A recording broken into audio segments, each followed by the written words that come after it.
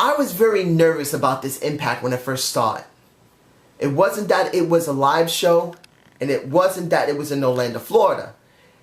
Bully Ray was the issue. I was actually very nervous seeing him there because I was hoping that if TNA was going to bring him back, it would be in a limited capacity because, as you remember, Aces and 8 did not get over very well. After that, dealing with Anderson didn't get over very well. It was too much. I'm hoping that it's in a very limited capacity. And I was very worried that throughout the night that we would see so much of him that it would be obvious that he was coming back full time and doing what he did before. But we didn't see him much. He did the opening up the show with Eli. He was seen twice with Kurt and with Eli. And then he did the match as a ref. I'll say this. He did an alright job. And what happened with him dealing with Eli getting hit in the gonads is a question mark if he's going to come back or not. The match itself at the end of the night, I do believe it was very clunky. Because it wasn't the fact that the Beatdown Clan was there. It was the Rising that came out next. And then Chris Melendez came out so randomly. I understand the reason why. He's on the roster.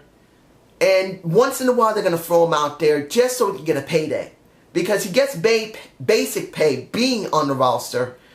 But when he gets on television, they give him extra. So once in a while he's thrown out there so he'll get some pay, he'll get seen, and people will like it.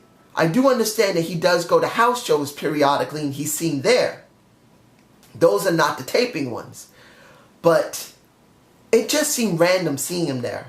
And it really threw off the show for me. If it was the Rising and the Beatdown Clan, fine. But him coming out there made it even worse. But the match was alright, and at the end, Kurt wins. And we already knew that. But where did it go now? That's the question. Next, since we are talking about Bully Ray, we might as well talk about his woman. His actual woman that he left his old wife for, Velvet Sky, is back. And now she has dyed hair, she has a big tat on her shoulder, and she has a new attitude. This is what I'm hoping from her. Velvet Sky meets face to face with Angelina Love, who was giving her the attitude. The thing that gets me is that her stone cold look, not saying anything, not doing anything except attacking Angelina. Oh, that gorgeous woman. I still love me some Angelina. She's still a beautiful woman, even if she's skinny as a stick. But you get my point. She goes, she attacks her, she yells, she screams, but then when it's all over and they separate her, she doesn't react at all. This is what I want from a Velvet Sky. It doesn't mean she's going to be well over. The crowd was happy that she is sexy. She is sexy. Yeah, we know that bit. But can't you pull off something new? This is something we haven't really seen much of from her. The one that did this once before was Angelina Love when she was dealing with Winter and just became wasted in a sense, like brain fried. But in this case, Velvet is cold, heartless. This is what I would love to see from her. She doesn't talk at all. No talking. Action is all she needs to do. Come to the ring, or if she meets anybody, she does not talk. If they bring her back like that, where she doesn't speak at all, just performs in the ring, screams and yells, and then when it's all over, she just acts blank, she will get over very well with the crowd. That's what I'm hoping for. EC3 versus Anderson. Now, we had a vote. Was it going to be an arm wrestling match? Or was it going to be a falls count anywhere? Got the falls count anywhere. The thing that irks me about it is Tyrus. I'm not against Tyrus. I really believe Tyrus should be separated from EC3. Let him work with Abyss. Yes, I said it. Particularly what's going on with the Hardys. Let Tyrus go away from EC3. He doesn't need him anymore. EC3, the hardcore American icon. I'm sorry I said it like that. But I have allergies. I've taken medicine. I'm a little woozy. Sorry if I sound a little woozy. But the hardcore American icon can get well over by himself without Tyrus anymore. As a heel, he's very established and he doesn't need Tyrus anymore. I would love to see Tyrus and EC3 separate now. Like I said, let Tyrus go work with the Abyss. Let them become a heel tag team to go after the tag belts, which moves me on to that. I'm going to admit this. Seeing that Jeff Hardy is gone is very upsetting. It is. I kind of wish that he hadn't had that accident. And if you saw my debate of the week on Jeff, he's done this before. And this kind of hurts TNA, even though they did get something back. Jeff is a very strong draw for them. A lot more than Eddie Edwards. Because, as you know, Matt gave up the titles. He walks out. Dirty Heels, the great, astounding Robert Roode, and the greatest man that ever lived, came out, spoke their piece, and essentially said, we want these belts. Then Davey Richards comes out. Then Eddie Edwards comes out. And now they want to do a best of 5 series. I don't know how long Eddie Edwards is out. Was about a month and a half? Roughly about a month and a half. Was supposedly a cracked, down the sides, heel. Now, if he's healed and everything, I'm cool with it. But you could have let him stay out a little bit longer.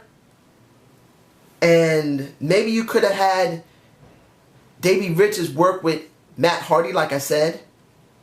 But then we get Matt Hardy being talked to by Drew Galloway about we're being the same.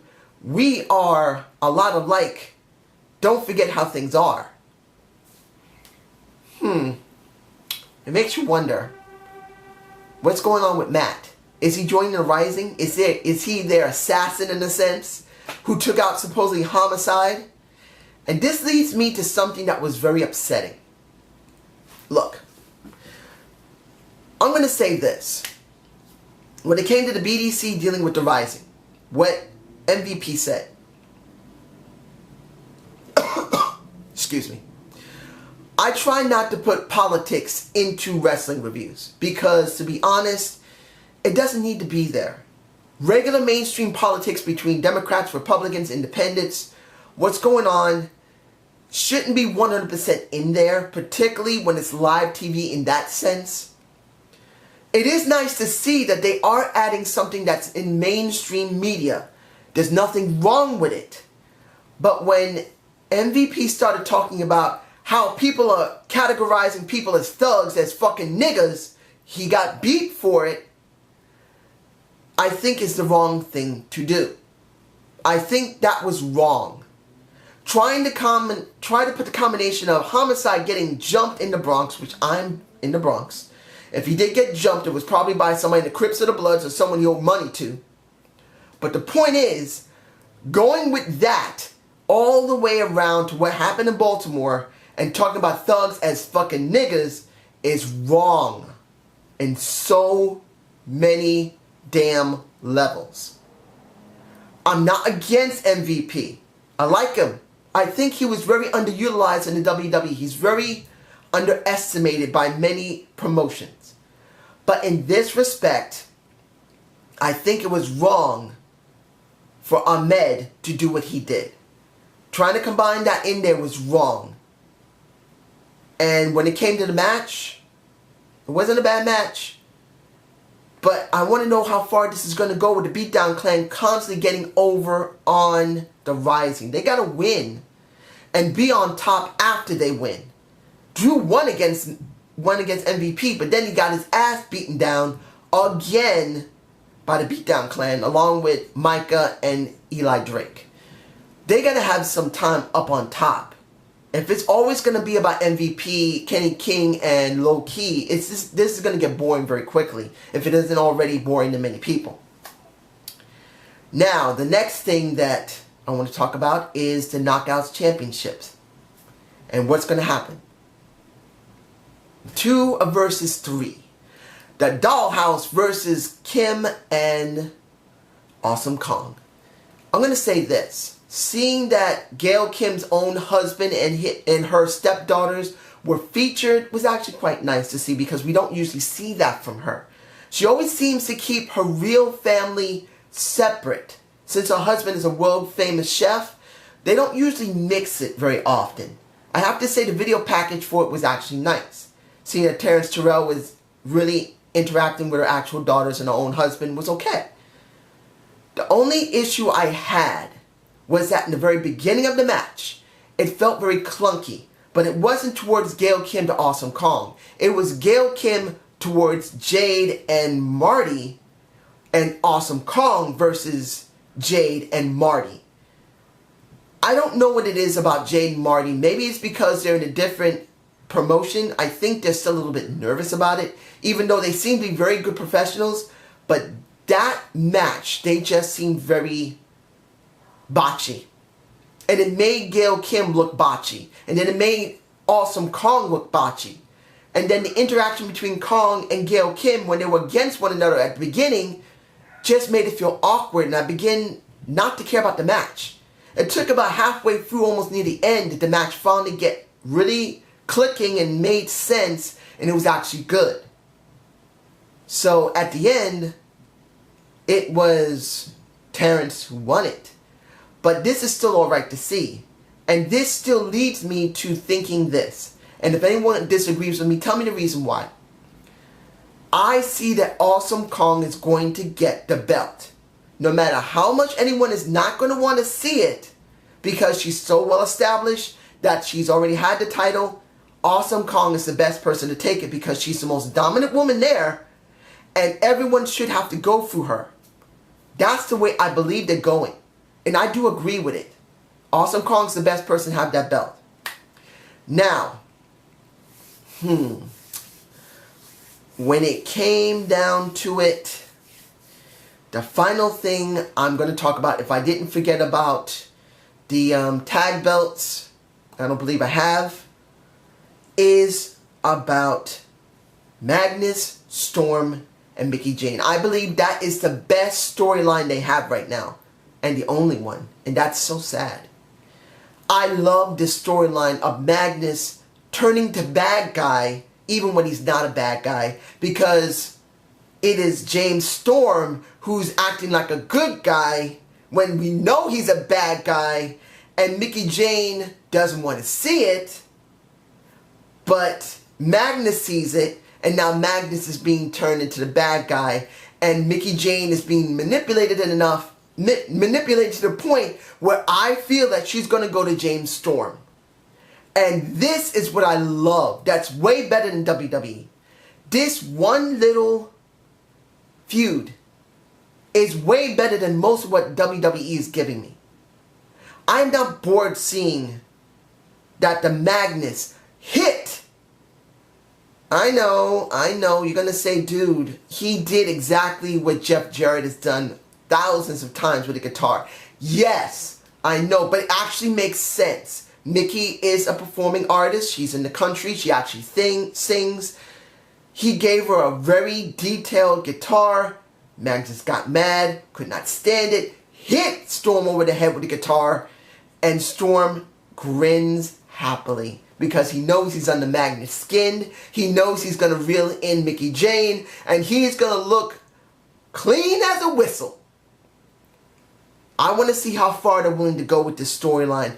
Will they actually include Mickie and Magnus' son? Now, I know a lot of people are going to say, dude, you don't put a really small child in this type of situation. You can if it's done tastefully. Reason I say it is simple. This is a chance for Nick and Mickie to actually have their real son with them on the road, so they don't have to be separated from them so much, because I'm sure Mickie Jane's own father and mother are watching out for their son. And I'm sure they want to have their kid with them, and I know that's a lot of work, having a kid on the road, but at least they'll have their son with them. And I actually think that's nice to see for a family who's in wrestling business. Essentially speaking, having him involved in a storyline will actually set him up for the future, because he could become a wrestler. He's a second-generation superstar from both his parents. And he's involved in the storyline when he's an infant. He's already been involved when he was filmed with his mom, so more power to him if it works out. So that was the thing I loved the most about the show. But certain things just felt a little clunky, but it was still a good live show, and I'm alright with it. So I hope you enjoyed the Zane View. Please give me a comment below. Tell me how you feel about the Mickey, Jane, Magnus, and Storm. And what do you think about Awesome Kong?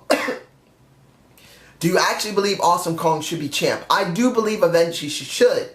Whether she's a heel or a face, we need that. So you guys have a good day and have a good night. Peace!